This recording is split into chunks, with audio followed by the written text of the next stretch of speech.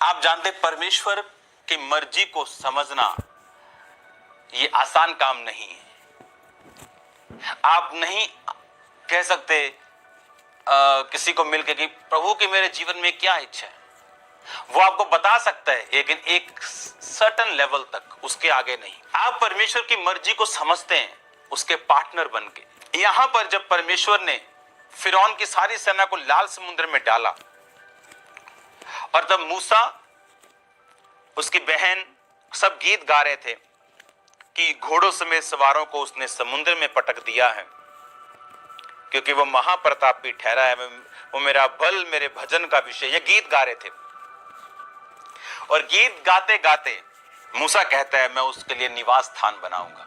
जब आप वर्शिप करते हैं परमेश्वर अपने प्लान को आपके लाइफ पर जाहिर करता है। बड़ा क्रूशियल टाइम होता है जब आप वर्शिप करते हैं। लोग वर्शिप कर रहे हैं, अच्छा वर्शिप चल रही है, अच्छा आए नहीं अभी, चलो कोई बात नहीं, बाद में देखते हैं, डाटा ना खत्म हो जाए। डाटा खत्म करने के चक्कर में आपने स्पिरिचुअल माहौल फिनिश कर दिया।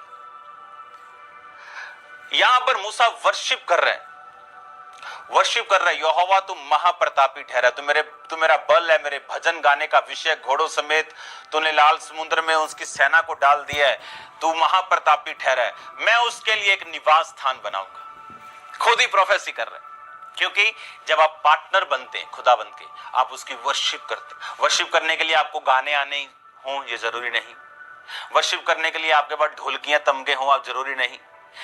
आप एक समय में अगर आप अकेले हैं तो आपको इन साजों की जरूरत नहीं। चर्च में हमें सब साज चाहिए। बाइबल कहती अच्छी तरह से गा बजाकर उसकी महिमा करो। लेकिन अब हम अकेले हैं, छत पे हैं, आप वर्शिप कर रहे, पिता तू महान है, मैं थैंक यू करता हूं तेरा, थैंक यू जीसस, तू सर्वशक्तिमान है परमेश्वर, तेरी आत्मा के लिए। हाँ, वर्शिप करना। और जैसे ही आप, अगर आप पार्टनरशिप में हैं, अगर आपका पार्टनर पैसा नहीं, अगर आपका पार्टनर व्यभिचार नहीं, अगर आपका पार्टनर चोरी नहीं, अगर आपका पार्टनर आपका शरीर नहीं, दुनिया नहीं, और अब आप पार्टनरशिप में खुदाबंद के साथ है, जब आप परमेश्वर की वर्शिप कर रहे हैं या उसके साथ समय बिता रहे हैं, वो अपने प्लान को आप पे जाहिर करता है कि तू मेरे लिए भवन बनाएगा, मेरे लिए निवास स्थान। और वो कह रहा है कि मैं तेरे लिए निवास स्थान बनाऊंगा। होली स्पिरिट उसके अंदर से बोल रहा है कि मूसा कह रहा है कि मैं तेरे लिए एक निवास स्थान बनाऊंगा। आप समझ रहे मेरी बात को? क्यों? क्योंकि मूसा परमेश्वर के साथ पार्टनरशिप में है, लोगों को छुड़ा रहा है, खुदाबंद ने उसको पार्टनरशिप में भेजा। लोग ब्लेस्ड हैं जो मूसा की बात को सुन रहे हैं। और अब वो कह रहा है, जब वो गीत गा रहे हैं तो वो कह रहा है कि मैं तेरे लिए एक निवास। अब परमेश्वर थोड़ी कह रहे हैं उसको तू मेरे लिए निवास। वो जब आप वर्शिप करते हैं, मैं एक समय एक लड़के से बात कर रहा था, उसने कहा कि 2010 में, 9 में, 11 में जब वर्शिप करने के दौरान आप प्रोफेसीज करते थे, एक प्रोफेसी को मैंने अपनी लाइफ में पूरा होते देखा है।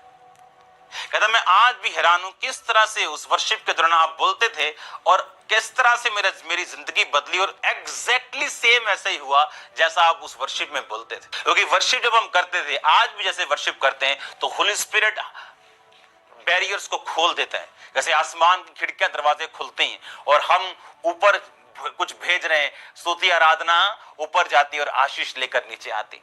वो आशीष क्या है? वो परमेश्वर की मर्जी, क्योंकि आप पार्टनरशिप में परमेश्वर के साथ आप वर्शिप कर रहे हैं और परमेश्वर आप पे जाहिर कर रहे हैं, तो मेरे लिए निवास स्थान बनाएगा। और एक सेकंड से लाइट सी जगती, जिस तरह जब हम ले हैंड करते तो एकदम से एक लाइट जगती, परमेश्वर कहता है नहीं मैं इसकी लाइफ में ये करूंगा। उस लाइट जब वो जगती है, वो फेसबुक वाली लाइट नहीं कि सब फेसबुक में सब कुछ पढ़कर फिर प्रोफेसी करना, तेरा नाम ये इतने बच्चे, वो गेम्स नहीं, रियल प्रोफेसीज जो वर्शिप करने के दौरान पार्टनरशिप में परमेश्वर आपको देते हैं।